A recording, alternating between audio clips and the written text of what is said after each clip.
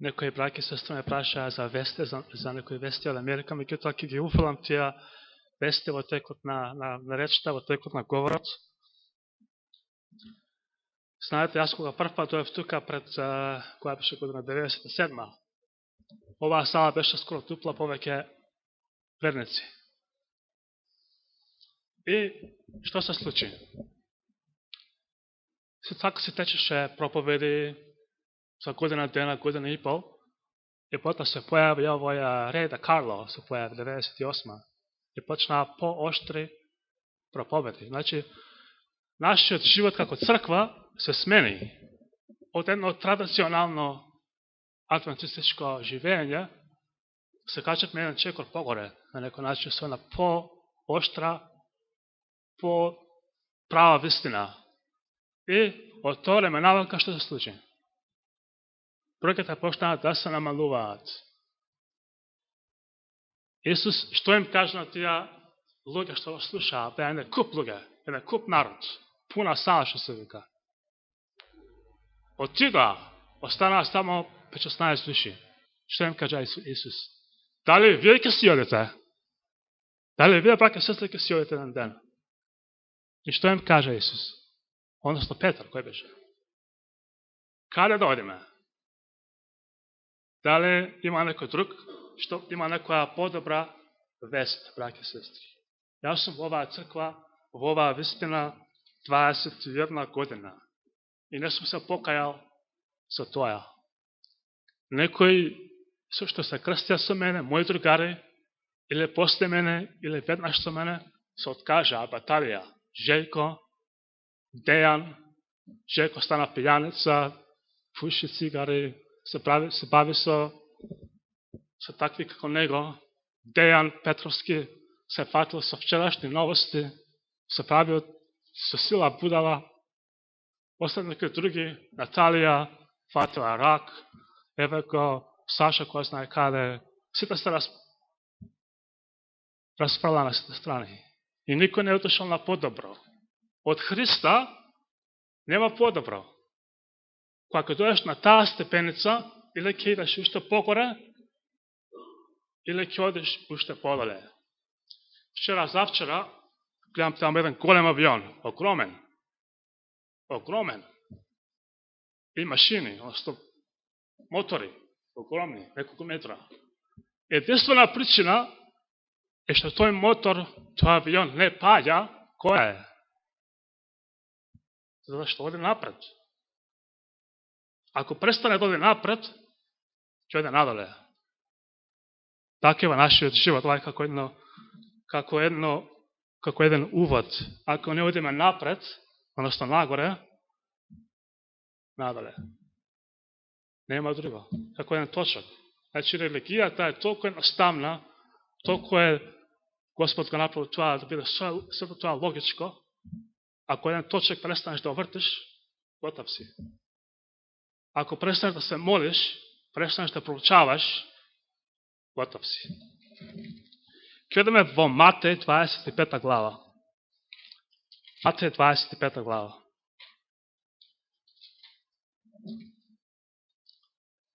Ќе зборуваме за една парабола. Знаете, Исус, како е денеска, повеќето народ бил така едноставен народ. Прост народ, се вика. Прост. И не може сега Исус да им кажува некои теологии, философии, не знам, мудрувања. Морал да почне со тоа што е наедноставно. Како некои приказки. Што се вика. 25 глава од 1 до 10 стих. Сме слушнали оваа парабола. Јас ќе ја прочитам уште еднашка. Тогаш Царството Небесно ќе се прилега на 10 девојки, односно девици, кои ги зедаа своите светилки и излегуваат да го пречекаат младоженецот. 5 од нив беа мудри, а 5 неразумни. Неразумните ги зедаа своите светилки, но не понесоа со себе масло. Мудрите, заедно со светилките, зедаа во садовите своји и масло. И бидејќи младоженецот се забави, сите задремаа и заспаа. а на полноќ се чу викање: еве го младоженецот, излезете да го пречекате. Тогаш сите тие девојки станаа и ги приготвија своите светилки. Неразумните пак им рекоа на мудрите: дајте ни од вашето масло, зашто нашите светилки гаснат.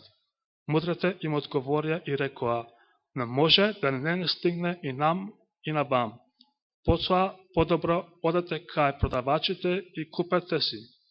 Но кога тие отидоа да купат, пристигна младоженецот и приготвените влегоа со него на свадбата и вратите се затворија. При крајот на 24-25 глава од Евангелието по Матеј, Исус кажува неколку параболи, односно 3. Оваа е една од нив. И како што Исус и тие своите ученици седеа таму на едно место, имаше таму некоја свадба. И 10 девојки се спремаат да го пречекаат младоженецот, кој што доаѓал да се ја земе својата невеста, да носи во својот дом. Имаше 10 од нив, 5 се викаат мудри, Исус ги нарекува мудри, а 5 неразумни. И се јас ќе одам низ оваа парабола да видиме кој е символ, што значи. Што значат овие девојки да ја покраше смрт, односно девици? Што значат тие девици? Девици, знаеме што тоа символизира? Тоа символизира чистота, неоскврнетост, неопоганетост на некој начин. Не нешто што е убаво, нешто што е вистинско, нешто што е исправно. Значи, овие 10 девојки во параболата Исус ги символизира со народ кој што верува и она што е исправно. Значи, како народ веруваат исправно, знаат што е правото и до тоа го проповедаат. Значи, не само што веруваат, тука и проповедаат. Што представува маслото? Маслото. Вие сте слушнале, Библијата кажува, има некои стихови, Библијата е светлка на мојот пат, Библијата е там и тоа е на еден начин условно кажано. Не е вистинска така и така. Тука е само условно. Затоа што без маслото, како оваа сјалица, без маслото нема светлина. Без струјата нема светлина, ако постои убава совршена сјалица. Без светиот дух, колку и да човек сака, не може да свети. Не може да разбере оваа реч. Затоа што нема она што му дава значење. И сега да се вратам на овие две групи. Знаете, човекот, ова по надворешност, тие 10 девојки изгледаат како да нема разлика помеѓу нив. Како пример, тука меѓу мене и вас. Како мене и Жејко, пример, да речем. Кога ќе ме видат мене и Жејко, овај крупен, висок, јас таков, ваков, онаков, кога ќе гледаш човек такво, ќе каже, а ова е подобар, ова е малиов, така речи, не го имам много за ништо. Кога тоа е човешко гледање. Како тој е крупен маж, Саул, дека од него немаше повисок. Сите му беа до тука. А ова е Девид на кусколе. Че човек гледа на она што е надворешност, а Бог гледа на она што е внатрешност. Како и десетокот? Ја се вратам од ова место да спорам малку за таа тема десетокот.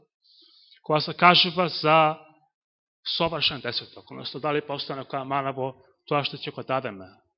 Не се разберете сега за тоа ти да вземеш најбавата 100 да ја дадеш, или најбавата 500, тоа е човешка надворешност. Бог гледа не на тоа што е надворешно, тука на тоа што е внатрешно. Не сека да му даде на благајникот скината, за да не се маче сега да ја менјава, од таа причина. Меѓутоа, десетокот треба да прво целосен, треба да рефлектира 10% и треба да биде постојан, да биде прифатлив пред Бога. Не може сега ти овој месец ти текнал да дадеш, другиот месец си викаш, ај ќе направам пауза овој месец. Или пак си примал еден куп примања, потоа нешто си дал, нешто не си дал, нешто си скратил, нешто си рекол, ајбе, не е проблем, што знам. Значи, треба да биде совршен. Треба да биде исправен. Така овие девојки по надворешност не се разликувале, меѓутоа има разлика во внатрешноста. Овие што се биле мудрите, што правеле тие мудрите? Тие слушале од проповед, читале Библија, слушале, меѓутоа што правеле? Тоа што го слушале, го ставиле внатре. И почнале да го применуваат во својот секојдневен живот. Значи, се сеќавате на таа парабола кога се скажува за мудриот и за неразумниот човек. Овој мудриот својата куќа ја прави на карпа. На карпа на Христа.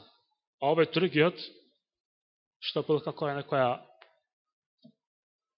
некој, што се века будала, својата куќа ја правил на песок. Значи, као нешто нестабилно. На нешто што се мрда, нешто што може да те зашемети, може да те куќата почне да тоне.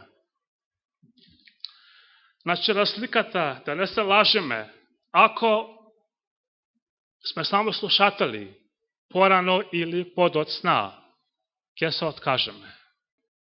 Кога ќе дојде нашиот ред, кога ќе дојде нашето време на сопка. Ако бидеме само слушатели, а не извршители, се лажеме самите себе си. Ако во својот живот тоа што го слушаме, не го исполнуваме. Да не се играме играчки. Господ кажува, Господ нема да биде што? Измамен. Или на англиски, ако се вика. Нема да биде некој што ти ќе си играш мајта. Што ќе посееш, тоа ќе пожнеш. Читам од книгата Елена Вајт, во книгата христијански, односно во книгата Христови параболи. Веле, тие не го познаваат Бога, зборувајќи за неразумните девојки. Тие не го познаваат Бога. Тие не го прочуваат неговиот карактер. Тие не имаат заедница со Него. Тие не знаат како да му веруваат, како да гледаат во Него и да живеат. Тие имаат слушнато и се согласуваат со вистината, меѓутоа никогаш не ја внесле во својот практичен живот. Како една добра теологија, како една добра лекција. Меѓутоа, дали тоа Евангелие го променило животот на тој човек?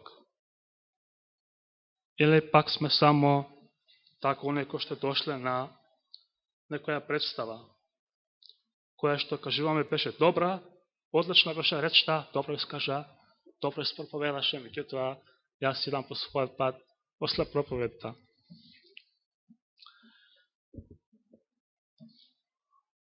Во Соединетите држави, еве тоа е како еден знак на времето, постои на големо неверување за духот на пророштвото. Постојат еден куп разни погрешни учења за негирање на Светиот Дух, за негирање на Елена Вајт, за негирање на создавање, за негирање на се што е можно. И онde што се прават попаметни, и Библијата кажува дека таквите стануваат будали. Еве ќе ви кажем еден пример за Елена Вајт. Ќе го поврзам тоа со минатото. Кога дошол Јован Крстителот, што кажал Исус за него? Што додавте да видите? Народ како народ секојаш бил многу љубопитен да дојде да види нешто. Во Матеј, тоа е во Матеј 10-та, односно 11 глава. Што додавте да видите? Што додавте да видите? Пророк? Да, трска? Што се лее? Што се вее? Пророк? Не, јас ви велам и повеќе од пророк. Зашто Јован бил поголем од Мојсеј? Зашто Јован бил поголем од Еремија или Есаија или Авраам, може би, или Адами дури? Зашто бил поголем? Што вели Исус? Што сакаше да каже? Затоа што овој човек требаше да го најави Христовото прво доагање. Требаше на тој народ да му каже: спремете се. Народе, верувајте што кажуваше писмото. Еве го после мене еден доаѓа, кој што ја не сум достоен ниту убивките да му ги понесам. Затоа Исус кажа дека ова е најголем. Не за тоа што бил најпаметен, туку мисијата му била најголема. Што кажува сега Господ преку Елена Вајд? Која е незината цел? Да го подготви преку своите списи народот за второто Христово доагање. Еве, мојот проповедник таму црквата, што сум јас, кажа, кога збораме за Елена Вајд, ја назначува како коосновач на црквата. Коосновач на црквата. Јас не би сакал да бидам верник на црква која што човек ја основал. Јас сум за вие. Она што е основано од човек, во Америка се века култ. Джим Джонс, еден друг има, Дейвид Кораеш, тоа се култови. Тоа човек го основал. Меѓутоа, Елена Вајд за самата себе си, и дори тогаш некои се прашувале зашто Елена Вајд самата себе си не се кажува дека јас сум пророк. Се прашувале тој народот. Зашто никогаш себе си не се именува како пророк? И таа го вели следното: моето дело вклучува многу повеќе од она што зборот пророк символизира. Значи, многу повеќе од пророк. Јован Крстителот, многу повеќе од пророк. Елена Вајд, повеќе од пророк. Јован Крстителот, Исус кажува, до овој ден не се родил поголем од човек од Јован Крстителот. Епа, кажете ми сега вие по вашата логика, кој е поголем човек од Јован? Следниот. Кој е поголем од тие двајцата? Што мислите вие? Елена Вајд или Јован Крстителот? Елена Вајд, кој што со своите списи треба да го подготви овој народ да жив, без грев, без мана, застане пред Христовото второ доагање. Или Јован Крстителот. Јас верувам Елена Вајд, ако сакате да знаете, дека најголемиот човек што некогаш постал на оваа земја, со најголема мисија, со најголема задача. А ако тие списи ги занемариме, сме промашили работа. Ако мислиме дека без тие списи ќе отидеме некаде, сме промашили работа. Никаде не одиме. Затоа што Господ кажа во прва, мислам дека беше списите, или односно, не, Chronicles, како се века таа? Летописи, прва летописи 20:20. Верувајте во својот Бог и ќе бидете воспоставени, односно втемелени. Верувајте во неговите пророци и ќе напредувате. Ќе одете напред. Да се вратам на приказната, односно на историјата. Елена Вајд вели, односно Библијата, вели сите заспаа. Сите заспаа. Едно време јас си мислев, сите спиеме, добро е тоа, не е ништо страшно. Сите спиеме, не е ништо страшно. Борете, еден ден ќе се разбудиме. Меѓутоа, дали е тоа на вистинско спиење у правата смисла на зборот? Внимавајте, оваа парабола не е совршен приказ на Христовата теорија, односно на Царството Божјо. Ова е само како Царството Божјо вака изгледа, меѓутоа не е совршена интерпретација на сите детали, у вистина, у суштина. Овие кои што спиеле, едните биле спиени, тако као задремале. Као демека заспале во грешен сон, односно во гревот, ги зашематил, ги успал и заспале. Меѓутоа, овие другите, и покрај тоа што Исус ги вели како оние кои што спијат, тие во суштината не спијат. Тие во суштината се кажено дека спијат, меѓутоа тие спијат како во една подготвеност. Тие се спремни во секој момент на акција.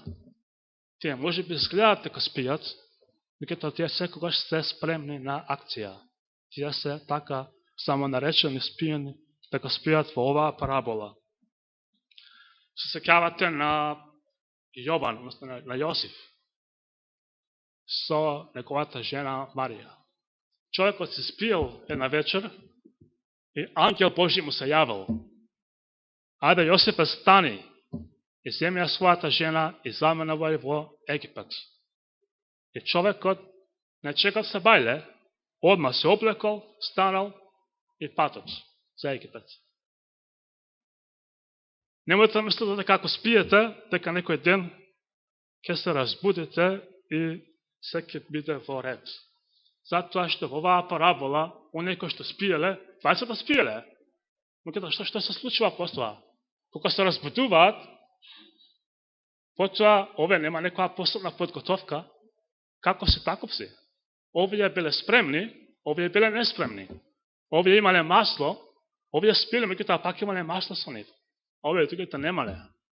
Значи, кога се разбуделе, веќе немало подготовка некоја, веќе се било јасно и гласно. Да се вратиме на тој младоженецот. На некој начин, нашто кога доаѓаме во верата, прв пат јас кога дојав тука имав 21 година. Баш тука кога стоев со Жејко. 21 година, бев такав загрејан за верата, бев такав ревен, што се вика, и си верав по себе си, јас 30 треба да наполнам, ќе тоа е крајот. Така си верував, тоа не сум му кажувал на никого, така сум си верувал. Меѓутоа, што се случува? Годините помина, пречекорев 40 и каде младоженецот?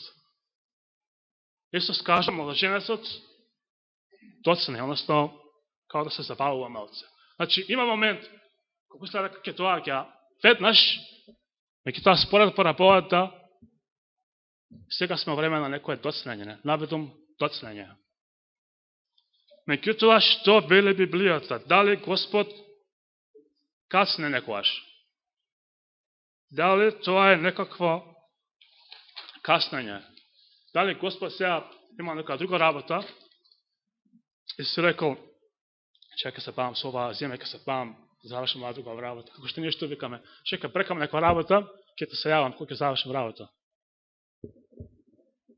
Дали така Господ постапува? Дали така размисля во моментов? Не постои никакво доцнење. Ако постои некоја желба да се заврши со овој хаос, тоа е Бог. Он сака уште вчера сакаше да го заврши ова.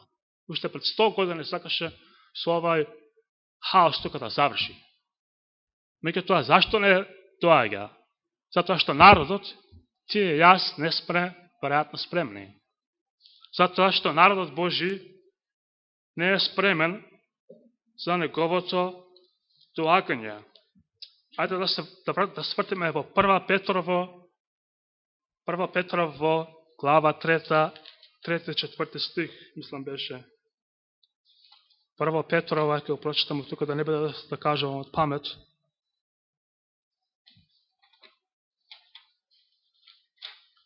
Прва Петрово 3 глава,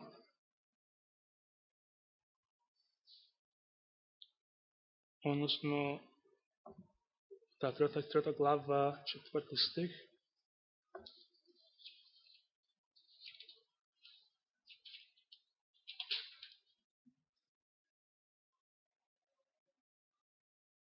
Не ми се поклопва, тука можете да видам само.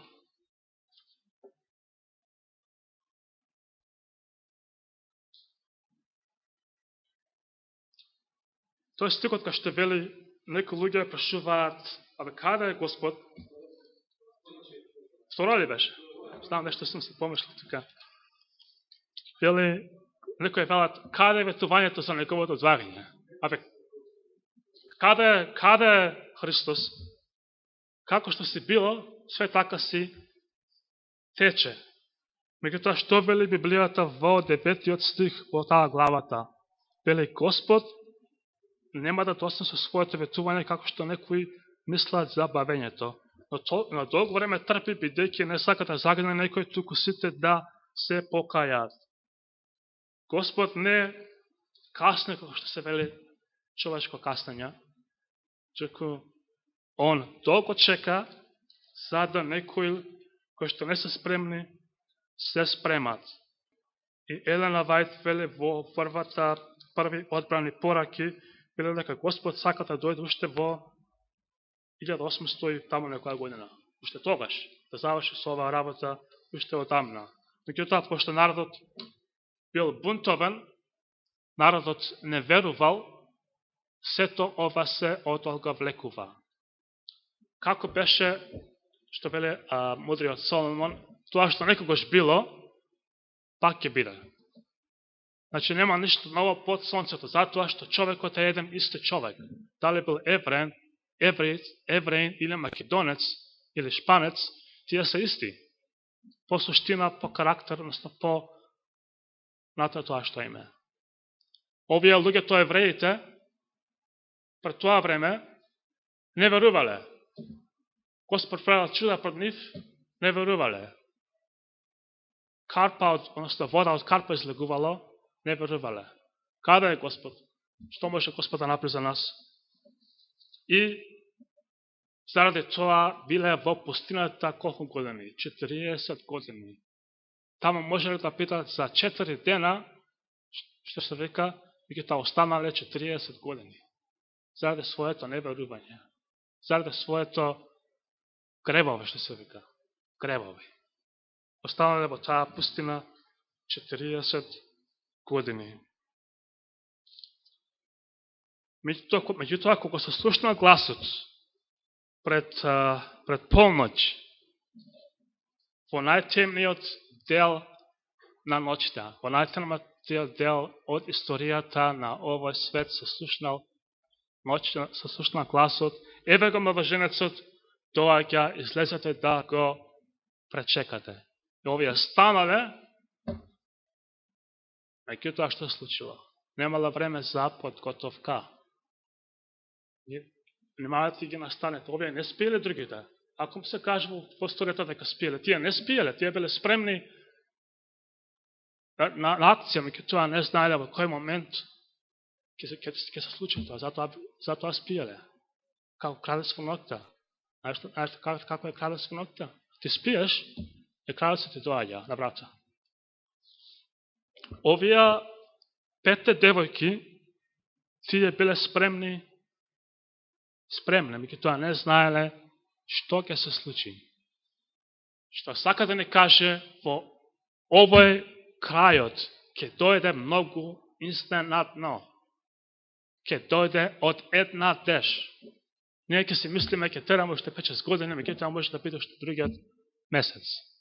Според овие знаци и според овој американски, сака се вратам малку на новости, овој американски председател, кој што според македонската изрека ни на мртво плаче, ни на живо се радува. Е таков е тој карактер. Тој карактер за ништо не мари. Тој карактер за своји деца не мари. Тој за ништо не мари. Тој е спремен на се. Еве сега слушам завчера, вели, они што се наркомани, пошто имаме проблеми со наркомани во Америка и со такви дилери, они што се наркомани све да се поубијат, на смртна казна. Они што се, како тој од Филипините, за него сте слушнане. Не, тој од Филипините, што има еден председател, тој убива наркомани по улица. Има полициски джандари, идат по улица, све убиваат таму. Дали си наркоман, дали си корисник или си шиткач, куршимо чело. И со Трамп се вака.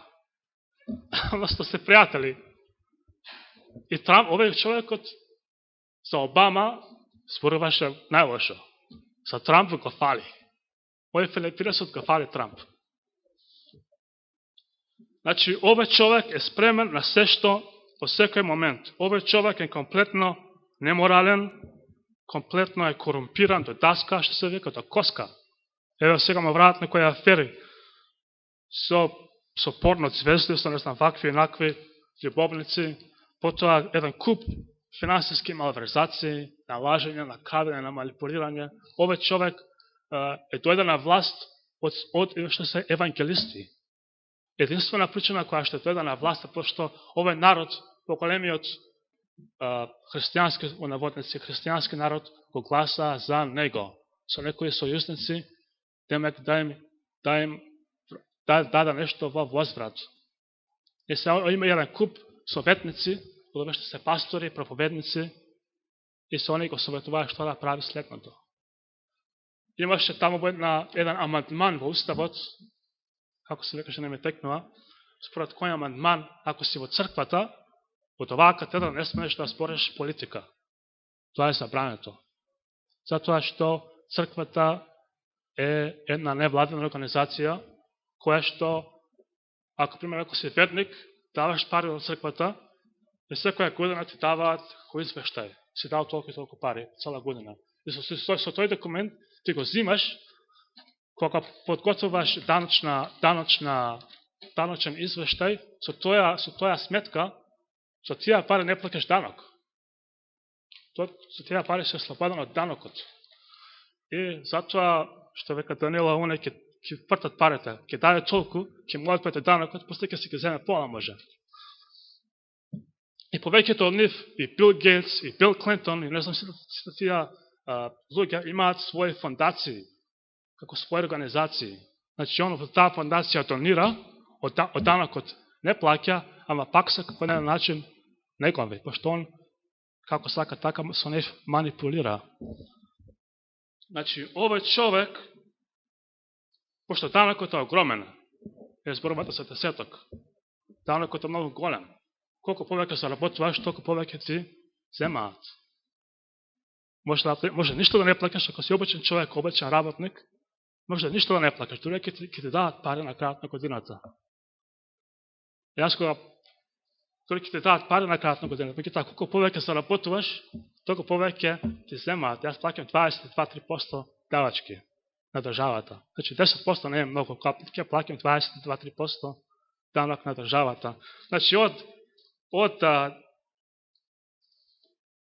таков човек кој што не познава никакви граници, кој што не познава никаква моралност, кој што не познава никаков Божи закон. Овој човек го поканија таму на една евангелизација, односно на еден факултет, протестантски факултет, и човекот прискочи да чита, односно да чита тука, да сакаше да реферира некој стих од Библијата. И наместо да каже 2 Коринтијаните, или во Америка тоа се века 2 Corinthians, наместо да каже 2 Corinthians, он тој викаше 2 Коринтијаните. Значи, случи се како човек што нема појма од Библија, кој што никогаш не фатил да, како јас да ви кажам вас, Коринтијаните број 2, или така нешто. Значи, човек кој што нема врска со Библија, човек кој што е спремен на акција, човек кој што ќе направи било што. Значи, со тоа сакам да ви кажам дека да не чекате некои посебни знаци. Човек кој што го исмева овој од Кореја, тој дебелиот, кој што го вика Rocket Man, Little Rocket Man, значи, пошто има многу ракета се бави. И овој дебелиот се гневи на Трамп. Вака се кој некој двајца спремни на акција во секој момент. Овој дебелиот се вика, јас ќе се заканува со ракети. Трамп му вика, само пушти ги, па ќе ведеш. И сега не се знае кој прв ќе биде што ќе пушти ракети. Овој Трамп му вика, ќе биде како пекол. И ќе биде како нешто што никој до сега не е видел. fire and fury. A овој не знае што да прави. Овој виде малку потешко и чути. Веќе неколку месеци го нема да пушта ракети. Не, ова не е мајта, ова е стварно вистина. Овој како се века, Ким Джун. Тој човек лансира ракети, се фали со нив. Тебе сака да му се плашат луѓето. Меѓутоа, работата е што ние сме на самиот раб на можеби една голема катастрофа. И се значи картите се на маса. Све е спремно. Меѓутоа што се случва во меѓувреме? Господ на тие 4 ангели им велат да го држат се уште ветрот. Значи човеков уопште нема да му биде гале за мене и за тебе да не прогонува како верници кои што имаат некаква совест. Он таквите ги гази под земја. И еве да ви кажам пример малку од минатото. Ова сторија за овие 10 девици во времето на Вилијам Милер. Познаете кој е Вилијам Милер во 1844 година, кој што проповедал крај на светот и второ Христово доаѓање. Овие адвентисти самите себе си тука се нашли во оваа парабола. Затоа што Вилијам Милер проповедал крајот на светот, проповедал дека ќе дојде младоженецот, меѓутоа постоело некој период на забавување. Прво рекол март, не знам кој беше месец, беше март или април, потоа таму стигнал до октомври со промена на датумот. Темет дека наводно во негово илемонивно кажување дека сега младоженецот се забавува, меѓутоа ќе дојде наскоро. И тој народ во тоа време бил многу искрен. Имал таква голема реформа во тоа време, како никогаш до сега, до тој час. Овој народ на вистина, тој народ во тоа време се подготвувал како Христос на вистина дека ќе дојде. Затоа кажавме во поуката, не собирате богатство на оваа земја. Ова ќе го снема за еден ден. Сите тие пари, не знам како богатство за еден ден ќе нема да вреди ниту 5 пари. Затоа Исус кажува, не се фокусирај на оваа земја. Парите се измамништво. Парите мислиш дека ако повеќе ќе заработиш, ќе ти биде подобро. Меѓутоа, јас знам според моите бројки се многу големи сега, за разлика од тоа што некогаш биле. Меѓутоа, ако повеќе земаш, толку повеќе бараш. Тоа е како некоја дрога, како да ви кажам, како некоја дрога. Колку повеќе земаш, толку повеќе сакаш. И не се задоволен, сакаш уште повеќе. Затоа што секојаш постават некои дупки, кои што треба да ги потполниш. Дали е кола да платиш, дали да купиш некоја друга куќа, или па некој друго имање, или па некој друго, што е да е трето. Ако човек ти даде 1 милион, ќе посакуваш да имаш 2 милиона. Ако ти даде 100.000, ќе бараш 200.000. Ако ти даде 25.000 плата, ќе бараш колку? Ќе посакуваш 40. Тоа е само една варка на ѓаволот. Демек со парите ќе добиеш некаква среќа. Ќе го добиеш тоа што него имаш во моментот. Демек како некоја скала. Ја се кажа на оваа скала, не ќе набрам нешто од ова дрво. Само ми фали некоја скала, меѓутоа што ја немам, ако ја добија, можеби ќе ми биде подобро. Меѓутоа, ако ги гледате по оние таблоиди, по оние вести, во Америка, пример, идаш таму на каси, таму ќе има тие таблоиди и покажуваат сите мрачни животи на овие звезди. Ова ја се развела, ова е била трудна, не знам што било, трето, четврто, пето. Торгираши, вакви и накви. Значи, гледате по нив. Они имаат пари колку што можете да посакате. Меѓутоа не им донело среќа. Според мојата дефиниција, сме слушали од други, оние кои што имаат пари се најбедните од сите. Пошто јас и ти мислиме дека ако имаме 1 милион, ќе бидеме добри. Така ли е? Ако ще некој ти дае зорано уште 50.000 денеска или 100.000 денари, мислиш дека ќе ти биде многу подобро. И се надаваш може била некоја лотарија, некој човек што се надеваат на лотарија. Моите оние кои што го има тоа, гледат дека во тоа нема среќа, нема исполнување. Затоа што Библијата кажува дека само во Христа ќе можеме да најдеме исполнување на нашите потреби. Сето друго е само мамка. Као света, знаете што е стапица? Како стапица за глушец. Со малце добра работа и мен. Штом се фатиш за сладкото, за храната, готов си.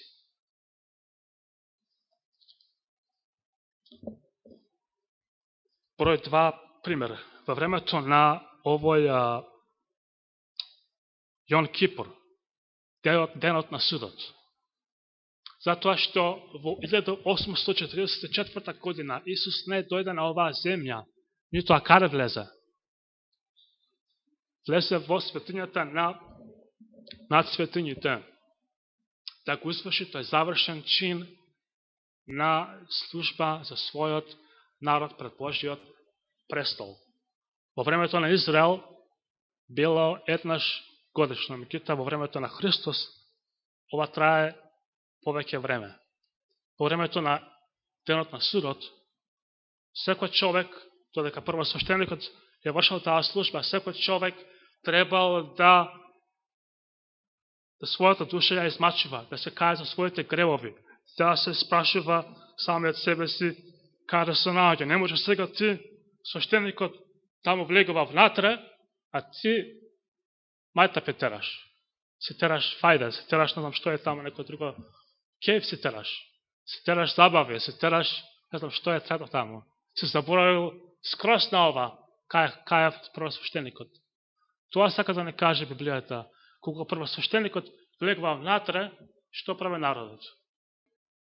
Народот ја избачува својата душа и се прашува себе си, дали имам сега јас некој грев внатре? Внатре е првосвещеникот. Дали тој сега наскоро ќе излезе? Ако сме јас еврин во тоа време. Зашто Господ кажува, оно на кој што нема да му бидат простени гревовите, да биде отсечен од својот народ. Ако јас сум еврин во тоа време, во таа пустина, сега свещеникот влегувал натре, што треба јас да правам? Да се прашувам себе се дали моите гревови ќе бидат опростени, затоа што овој човек наскоро ќе искочи од таму.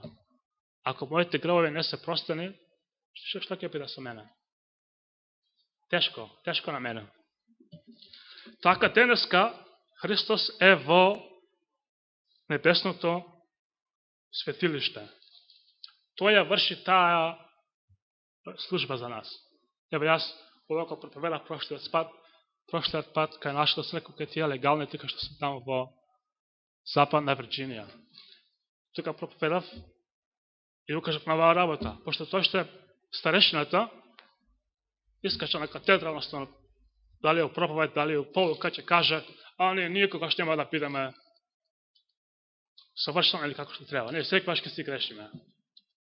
Ја кога искачав таму, искористав таа прилика и го кажав следното. Дали навистина е тоа така? Каков е тој Господ и Бог, кој што може да ти помогне само деломно? Ева, јас сум победил многу гревови. Дали било пушење, пиење, неморал, што и да било трето. Сум победил такви гревови. Не се бавам со цигари и со алкохол, со такви работи. Меѓутоа, постојат други проблеми кои што ме пафтаат, односно ме мачат. Дали Господ е оној кој што започнува работа и не ја завршува.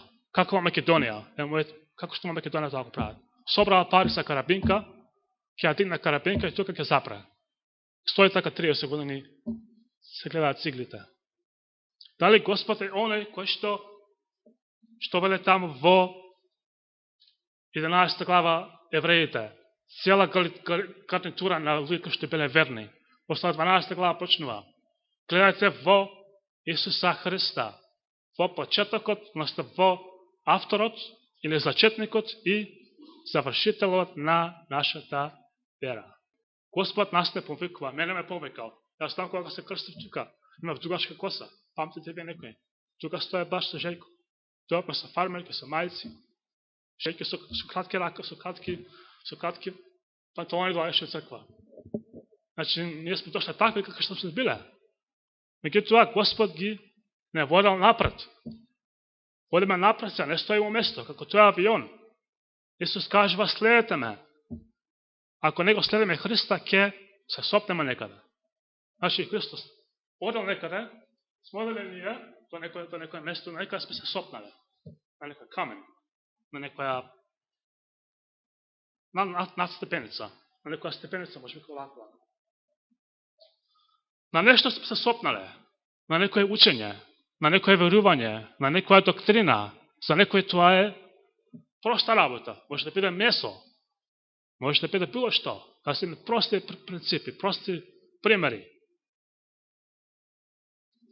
Господ, кој што тоа дело го започнал, сака да го заврши. И нема шанси да тој не го заврши, ако ние соработуваме со него. Тој е почетникот и тој е завршителот на нашата вера. Тој тоа што го започнал, ќе го заврши. Господ, ти и јас сами себе не можеме да се спасиме. Нито па Господ може да не спаси сам од себе. Треба да постои таа соработка. Човечкото и Божјото доаѓаат заедно во Христа. Како што во Христа Божественото и човечкото дојдоа заедно, така во мене и во тебе треба да се соедини тоа. Вака. Човечко и Божје, ко нешто нераздвојно. И како што вели во првото послание на апостолот Јован, оне кој што се силови Божи, што вели таму? Ајде да сватиме таму на брзина. Во прво послание на апостолот Јован, мислам дека беше 3 глава,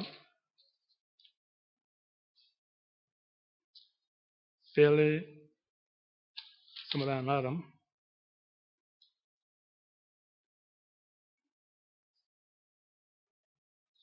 добро, 3 глава, 9 стих. Прва Јованова, 3 глава, 9 стих, го вели следното. Секој што е роден од Бога, грев не прави. Затоа што семето негово пребива во него и не може да греши, бидејќи е роден од Бога. Кој е сега вистина? Човечкото, што кажа ова старешина, дека ние секојаш ќе си грешиме, дека ние секојаш ќе паѓаме, ќе стануваме, или Божјето? Кој е вистина сега? Ако ме слушнате мене, да јас да кажам, абе ние секојаш ќе си грешиме, ние сме такви тепани. Секојаш ќе се павиме со гревови. Никогаш нема да бидеме подобри. И некој така прочита овој стих. Секој што роден од Бога грев не прави. Кој ќе биде вистина? Може ли ова? Божјата. Меѓутоа, тоа што е Божјо, што секогаш за човекот изгледа како да е нешто невозможно. Она што е човечно, она што е Божјо, за човекот изгледа невозможно. Како што, дали тоа да било Црвено море, дали тоа да било зидовете на Ерехом, или дали тоа било тие мажите. Таму тоа ме 12 души. Што скочат таму тие 12 извинници. Абе, тие се мажи, бе, вика. Кај можеме ние со нив? Абе, тие сме кускули, бе. Абе, кај се нив ќе одиме? Абе, ќе не утепаат, бе, мање. А тие 20, што рекоа тие 20? Фала на Бога. Што каже тие 20? Абе, можеме ние, бе, вика. Како Исус Навин и тој. Што каже тие 20? Абе, дека ние можеме? Затоа што битката не е твоја, битката е од Бога. Затоа што ова Евангелие, како што прават тие од влае, тие таму. А да бидеме теолози и ги праќаат таму во Вавилон да учат теологија. Абе да бидеме теолози, да се ставиме некоја именка на името, да бидеме ДРМР и така ќе придобиеме души. Тоа што е? Човечко. Каде е силата? Во Бога. Не со меч, не со пиштол, не со мудрување, не со философирање, не со табли, да пишува библиска школа, да пишува не знам што, туку со што? Со речта моја, со Светиот Дух. Ова Евангелие, ако јас и ти придобиеме некого, нема да биде затоа што сме паметни. Ако јас придобием некого, или ако денеска зборува Светиот Дух на некому, нема да биде затоа што јас сум од Хартлан, затоа што така ми е презимето, затоа што сум превел 3 книги, или 10 книги, тоа нема да биде од тоа ќе биде од Светиот Дух кој што зборува. Тоа е енергија, тоа е сила, тоа е керозинот, без кој што авионот никада не оди. Ние сме осудени на пропаст без тоа сила.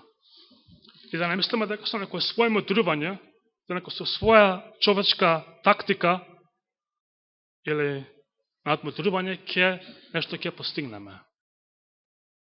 Само со Светиот Дух. И сега кога постои оваа шанса е еднаш целиот живот. Оваа шанса можеби нема да биде повтор пат. Како тие двајцата што се вратија назад. Еден куп ќе има еден куп.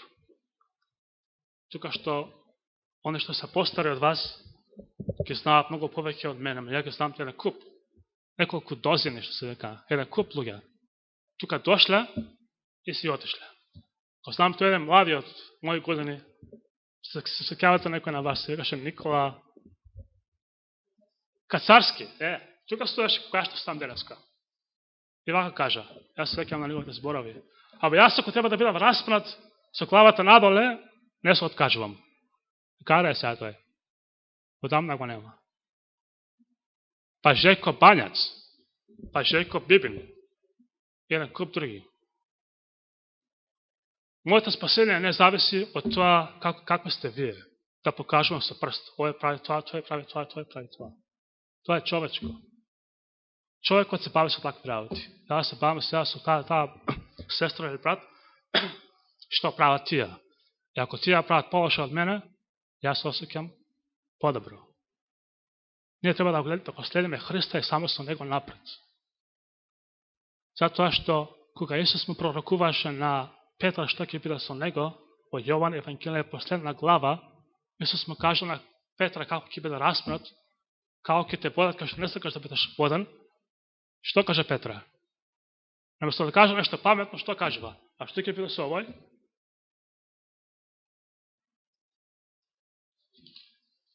Наместо да гледаме во Христа, ние гледаме во другите.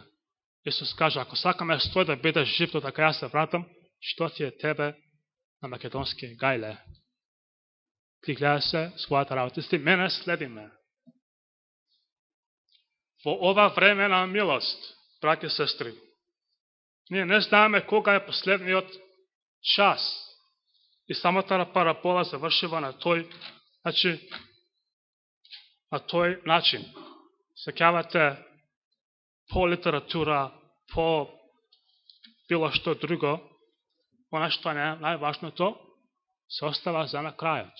Ако се кажува еден куп работи, и ако сакаш твоите ученици да знаат што сакал да се кажеш, односно увод е теми, односно точки, и на крајот како една заклучок. Што кажува Исус во тој заклучок, 25 глава, 10 стих. Што кажува тој?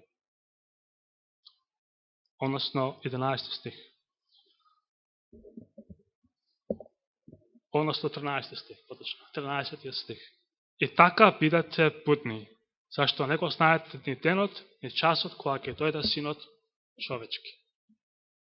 Овие отида да купат. Ама вратата се затвори. И тропа на вратата и не им беше отворено. Ако денеска го слушаме Божиот глас, како што вели Библијата, ако денеска Светиот Дух нам не зборува, тоа може да биде за последен пат. И пожеле повторно нема да го слушнеме. Денеска е времето на покајанието. Денеска живееме во време кога Христос се наоѓа во тоа небесно светилиште. Меѓутоа нема таму да седи уште 100 години моите и твоите грбови да ги споведа. Он сака да ја заврши таа работа. да симне таа облека и да дојде да го земе својот народ. Меѓутоа, кога ќе заврши таа работа, кога ќе го споведа последниот крев во последниот час, што ќе каже? Се сврши. Знаете, јас немам време толку многу да разработам самата тема, напред малку по-кратка и поедноставна. Во Данијел 7 глава се сеќавате како Исус го носат кај стариот, како се века таму на македонски начин, македонски спорови. Ancient of Days, би биле англискиот пријат. Го носат кај него и книгите се отворија, луѓето беа судени. Значи, Христос го прима тоа царство од Бога. Ја прима таа невеста. Библијата за невеста, него не нарекува мене и тебе, за Библијата, во Библијата невестата Христова е Ерусалим, новиот град. Меѓутоа, ние сме тие кои што се кои што се дел, односно ќе живеат во тој град. И таквите треба да бидат подготвени, да бидат без грев и без мана. И Христос сега таквите ги собира. Таквите он ги бара. И таквите ги споведаат своите гревови. Таквите го следат Христа во неговото светилиште, ги споведаат своите гревови и со Божја сила ги победуваат. Ги оставаат зад себе. Меѓутоа, таа работа треба се заврши. Господ ме до тука, од гревови, од беззаконие, од неморал, еден куп работи. Со содомизам, ќе ви кажеме за тоа сега, голем, само за тоа се спорува. Во Америка, така речи. За LGBT, за содомија. Еден куп работа, една главна тема е таа содомијата. И содомците имаат голема сила. Ако се малцинство, ѓаволот им дал сила. И со нив многу не се фаќа никој за орол. Пример, ако си еве да речеме дека си слаткар, да имаш некоја слаткара и да си некој фотографер, и да дојат двајца кај тебе да те кажат, ајде сега да не сликаш за свадба или да не направиш една торта со нашите имења на таму. И ако одбиеш, во многу места си готов. Треба да и туќе да затвориш и ќе те дадат во суд и се што. Ѓаволот зема замав. Меѓутоа Бог го работи своето дело на подготвување на својот народ. Ако денес го слушаме неговиот глас, да се вратиме кај него. Него да го следиме, затоа што тој глас можеби ќе биде и последен пат. И тоа ќе ви кажем сега примери од прва рака, како е тоа последен пат. Тоа дека се бавим со мисионство и со колпортажа, дали тука или во Америка, значи ќе измешам 2-3 примери. Еднаш кога дојдов на врата, пробав да кажем за Македонија, проповедав тука во црквата во Велес, пред 10 на години. И тука една жена седеше на прв спрат, една жена на прво столче, млада жена, 35 години, со 2 деца. Јас проповедав, таа тука се седеше. И заврши проповед, све заврши, помина месец дена, оваа женава, меѓу време, открила дека има рак, и за месец дена не немаш, толку беше. Почина. Не дека јас бев миле тука стојаќи на катедра, тука меѓутоа таа жена тука седела и тоа може била последен пат да слушна некаква проповед. И толку беше. Млада си отида со 2 деца сираци. Потоа Америка, чукав на врате таму, неколку години. На врате чукав, искочи еден човек, што сакаш, како сакаш, малко прозборевме, имаше некој, оставивме дали литература, дали нешто друго, пак се вративме назад, да видиме та човекот што бе на работа, малко интерес, дали неговата керка или зет има интерес, и таму се вративме, и овој човекот, таму неговата керка искочи на врата, викам, кара е татко ти, и почна да ме раскажа прикасно како овој човекот земал пиштол, дали у кревет да лежал, пиштолот на глава, пушим од тука искочил, жена му и двајцата крај. И двајцата мртви у кревет. Значи, само убиство и убиство. А човекот му дошле Евангелието на врата. И човекот, веројатно си рекол, ќе се бавам кога имам некоја по-угодно време. Не е денеска. Пошто во тркање таму во Кочанско на село, проповедање од куќа на куќа, една куп селани се собраа на врата пред продавница, ние збориме со женами, која мајта птера, се смеа, се изиграваат, таму една жена и таа се смеа, се изиграва, може би од сите највеќе се смееше. Поминаа месец два, а ве каде таа жената што се смееше? А века таа си помина си. Таа се замина. Толку е бело. Значи, нема играње со Божиот дух. Не дека Господ сега е некој суров, кој што сака да суди све живо и диво, то Господ знае дека времето е такво. Он нас ни дава шанси. И не смееме сега да си кажеме, абе, утре ќе се бавам со оваа работа. Или од понеделник. Или од прве ќе почнам со реформи. До прве ќе терам вака, после од прве ќе почнам со некакви реформи. Еден друг човек, бејме на врата, човеков немаше да купи книги, му оставевме патот кон Христа, беше така заинтересиран, се враќам по месец дена, в тоа Штипско село, абе, каде е човеков? Прашуваме, абе, се помина си вика човекот. Не дека сум рекол некој јас посебен, тоа ми се случило, меѓутоа Божиот дух работи. И шансата е дадена. Ако ја занемариме, може да не се врати никогаш. Во ова време, ако мислиме дека ништо не се случува, ако си мислиме дека ќе се тера вако што некоја година, едно е вистина, дека денеска е многу поблиску отпред 21 година. Денеска е многу поблиску крајот, отколку што било кога прв пат сме поверувале. И денеска, ако е тоа вистина, што тоа треба да значи? Дека нашата вера, нашата сериозност, нашата искреност во барање на Бога, во молитва, во проучавање, треба да биде ревна и искрена и толкава како никогаш до сега. Не парите, кој зборува за пари? Парите се ништо. Господ може да од морето да изфрли злато. Како што Петар улавил риба со пари во нејзината уста. На Господ нема фалат пари. Тоа сакав ја да кажам преска, може би. На ова евангелие, на ова движење, на ова црква не фалат пари. Пари не фалат никаде. Фали вера. Фали жива вера кај Божиот народ. Фали искреност. Фалат работници.